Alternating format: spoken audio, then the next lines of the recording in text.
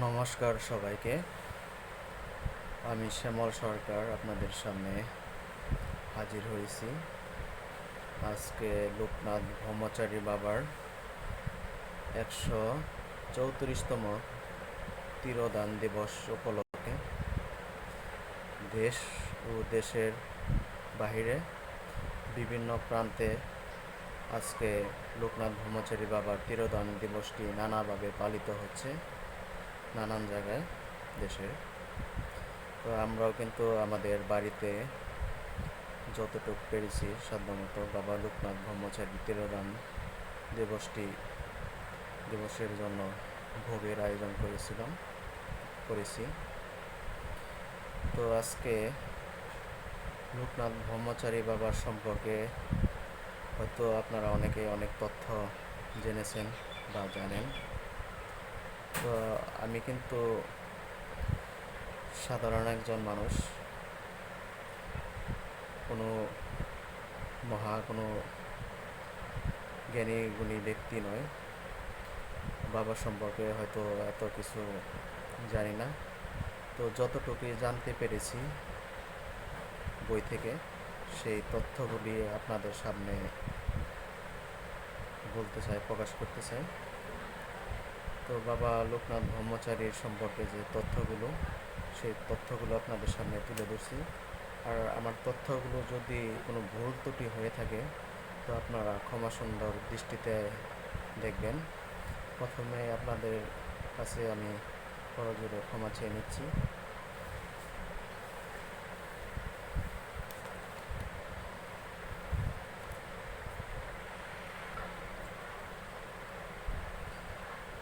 মহাযোগী শ্রী শ্রী লোকনাথ ব্রহ্মচারীর সংক্ষিপ্ত জীবনী।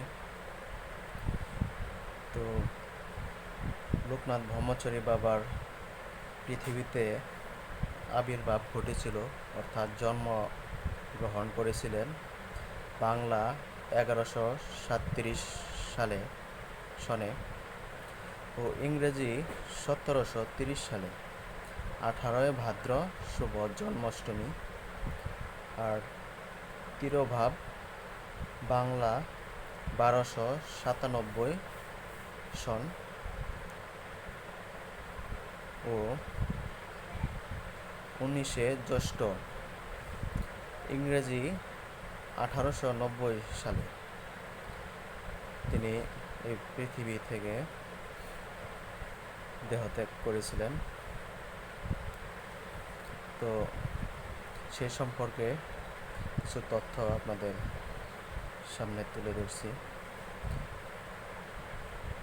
ত্রিকালদর্শী মহাযোগী শ্রী শ্রী লোকনাথ ব্রহ্মচারী বাবা কলির পাপী তাপীদের উদ্ধারের জন্য 1137 বঙ্গাব্দে 1730 খ্রিস্টাব্দে জন্মাষ্টমীর দিন উত্তর 24 পরগনা জেলার বসিরহাট থানার স্বরূপনগর কচুয়া গ্রামে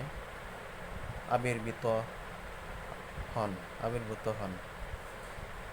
পিতা রামকানাই ঘোষাল, জননী কমলা দেবী। যখন লোকনাথের বয়স 11 বছর, তখন গুরু ভগবান গাঙ্গুলি তাকে তার বাল্য বন্ধু বেণীমাধব বন্দ্যোপাধ্যায়কে উপনয়ন ও সন্ন্যাস দীক্ষা দেন এবং তাদের সঙ্গে নিয়ে গৃহ ত্যাগ করেন 1148 বঙ্গাব্দ 1741 খ্রিস্টাব্দে। প্রথমে তারা আসেন কালীঘাটে। সেখান থেকেই দুই নবীন সন্ন্যাসীর সাধনা আরম্ভ। গুরু প্রথমে শিষ্যদের নানা ব্রত পালন করতে শেখান। নক্ত ব্রত, ত্রিরাত্রি, পঞ্চহা, নবরাত্রি, দ্বাদশাহা, পক্ষাহ ও মাসাহ ব্রত, অর্থাৎ সারাদিন উপবাস থেকে রাতে আহার। এভাবে একদিন 3 দিন, 5 দিন, 12 দিন, 15 দিন, শেষে টানা 1 মাস উপবাসের পর আহার। এভাবে নানা ব্রত উদযাপনের পর তারা যান হিমালয়ে। এরপর দীর্ঘ 90 বছর বরফের উপর কঠোর সাধনা করে সিদ্ধি লাভ করেন।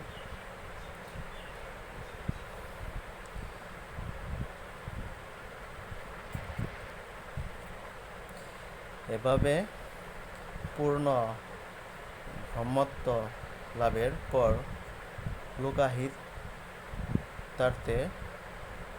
লোকাহিতার্থে পৃথিবীর নানা দেশে পর্যটন করেন পায়ে হেঁটে। অর্থাৎ দেশের বিভিন্ন প্রান্তে তিনি পায়ে হেঁটে ভ্রমণ করেছেন। বিভিন্ন ধর্মের তথ্য ও তথ্য সম্পর্কে জ্ঞান অর্জনের উদ্দেশ্যে মক্কা মদিনা সহ বিশ্ব পরিক্রমা করেন। কাবুলে থাকার সময় মোল্লা সাদির কাছে কোরআন শরীফ পাঠ করেন। বিশ্ব পরিক্রমার পর বন্ধু বেনি মাধবকে সঙ্গে নিয়ে 133 বছর বয়সে চন্দ্রনাথ পাহাড়ে যান 1863 খ্রিস্টাব্দে। এখান থেকে বেনি মাধব চলে যান কামাখ্যায়, আর লোকনাথ বাবা লোকাহিতার্থে অবতরণ করেন সমতলে। তার লীলাক্ষেত্রে বাংলাদেশের নারায়ণগঞ্জ জেলার পূর্ণধাম বারুদি গ্রামে আপন ভোলা সন্ন্যাসীকে প্রথমে কেউ চিনতে পারেননি। একদিন 2 ব্রাহ্মণ যুবকের পৈতের প্যাঁচ লেগে গিয়েছিল, খোলা যাচ্ছিল না।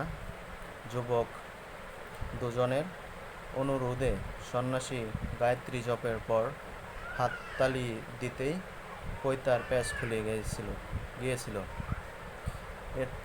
এরপরেই চারিদিকে প্রচার হয়ে গেল অলৌকিক ক্ষমতা সম্পন্ন মহাপুরুষের কথা। পরিচিত হন বারুদির ব্রহ্মচারী নামে। এমন একটি ঘটনার মধ্যে দিয়ে তিনি সাধারণ মানুষের কাছে আত্মপ্রকাশ করলেন, যে ঘটনা প্রতীক হয়ে রইল। হ্যাঁ, যন্ত্রযুগের জটিল জীবনযাত্রার প্রতি মুহূর্তে মানুষের জীবনে জট লাগছে।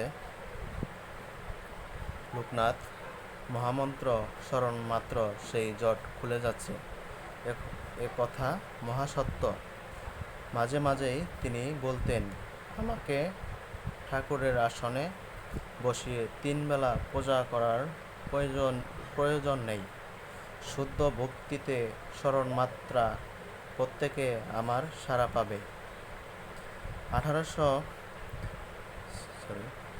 1980 খ্রিস্টাব্দে 1297 বঙ্গাব্দে 19শে জ্যৈষ্ঠ 160 বছরের পুরাতন মানবদেহ পরিত্যাগ করার ঠিক আগে সকলকে বলে যান, আমি নেই এ কথা কখনো মনে করবে না।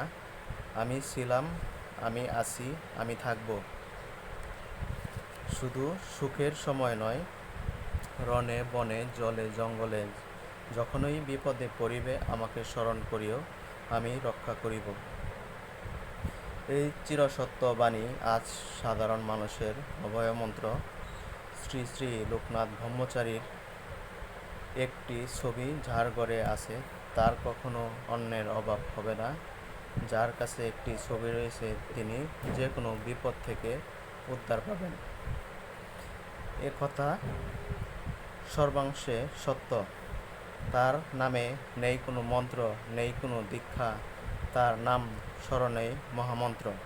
এই মহানাম যত বেশি উচ্চারিত হবে, মানবের তত বেশি কল্যাণ হবে। হরে কৃষ্ণ। জয় বাবা লোকনাথ, জয় ব্রহ্ম লোকনাথ, জয় শিব লোকনাথ, জয় গুরু লোকনাথ।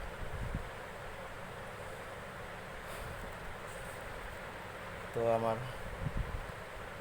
এই তথ্যগুলি যদি আপনাদের কাছে ভুল ত্রুটি হয়ে থাকে, তো আপনারা ক্ষমা সুন্দর দৃষ্টিতে দেখবেন। আর যদি ভালো লেগে থাকে তো অবশ্যই আমার ভিডিওটি লাইক কমেন্ট শেয়ার করে দেবেন। সবাইকে নমস্কার জানিয়ে বিদায় নিচ্ছি আজকের মতো। সর্বশেষে বাবা লোকনাথ ব্রহ্মচারীর আজকে তিরোদান দিবস উপলক্ষে ভোগ দিয়েছিলাম। সেই ভোগের সময় জয় বাবা লোকনাথ, তুমি পৃথিবীর সকল মানুষের মঙ্গল করিও।